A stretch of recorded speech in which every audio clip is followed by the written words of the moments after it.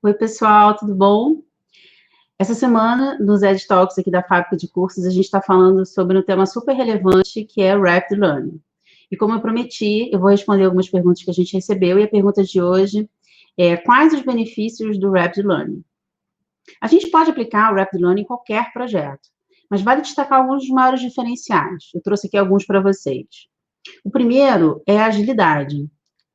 A gente tendo uma produção com garantia no prazo, que não afete o planejamento, por exemplo, do lançamento do seu projeto EdTech, e ele pode ser desde um curso apenas, ou uma trilha, ou até uma formação, uma capacitação continuada, você consegue ter uma série de benefícios, né?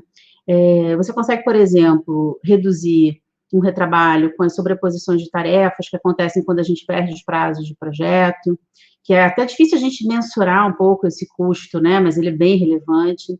A gente também acaba tendo, com os atrasos, uma perda de qualidade, com a repetição dos processos pelas pessoas envolvidas, que eu costumo dizer que, ao invés de entregar as tarefas, elas acabam se livrando. Então, certamente, a agilidade é um dos diferenciais importantes que a gente precisa ressaltar no Rapid Learning.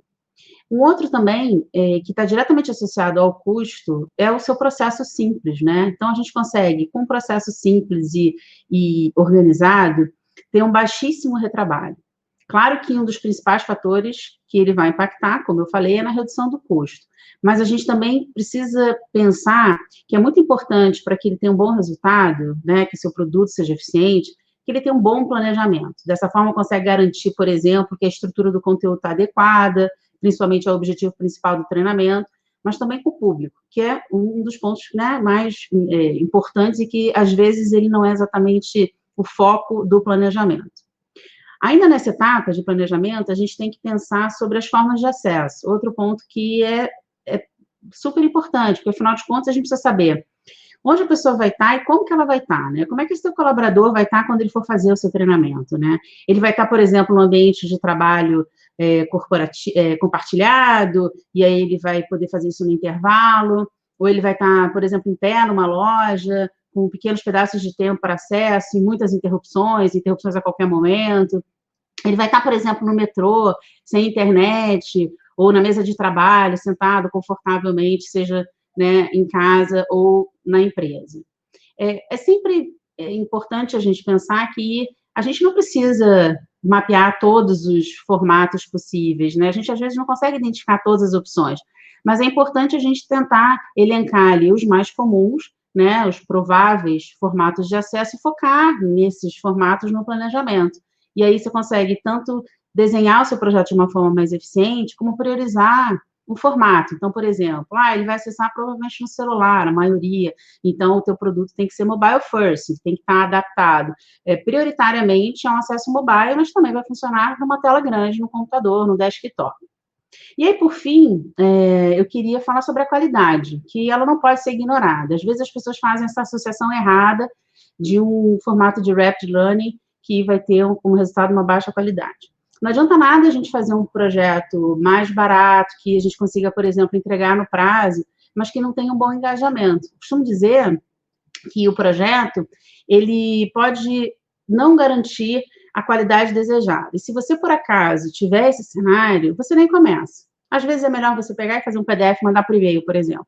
Porque aí você vai ter um custo quase zero, você tem autonomia de fazer sozinho, você não precisa depender de ninguém. Então, você tem que avaliar isso, né? Existem algumas exceções, obviamente, que a qualidade talvez não seja tão relevante. Por exemplo, uma empresa que tem que colocar informação na rua rapidamente para distribuir para um grupo muito grande. Isso é um cenário comum, principalmente aqui no Brasil, com o pessoal bem espalhado, né? Nesse caso, a gente pode pensar que o prazo é prioritário sobre a qualidade. O prazo realmente é muito relevante. Mas essa balança precisa ter um bom equilíbrio para garantir que todos os aspectos possam ser observados e atendidos da melhor forma. E aí você tem que avaliar e usar o bom senso para ver a melhor forma de atacar esses requisitos, digamos assim, né? Mas, acima de tudo, né, além desses pontos que são muito relevantes que eu citei antes, o Rapid Learning acaba sendo, assim, a solução ideal no momento que a gente está vivendo, né? Com essa fase esquisita, né, da quarentena, a gente acaba tendo que entregar projetos com agilidade, que é um requisito, e às vezes com um conteúdo muito mais variado, ou pelo menos com aumento de conteúdo do que foi planejado lá antes da pandemia. Então, às vezes, você pode ter como tarefa principal e nova, preparar os seus colaboradores para se protegerem de uma forma mais eficiente. Então, quais são as medidas de prevenção, né, sobre o vírus, por exemplo.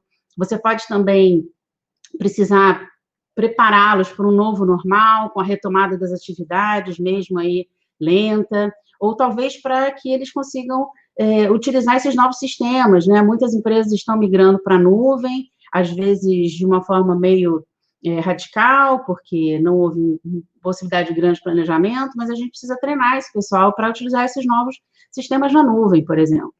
E também, um outro tema que tem sido muito comum é treinamento de gerência do tempo, né? A gestão do tempo, que sempre foi muito relevante como soft skills em qualquer momento, né?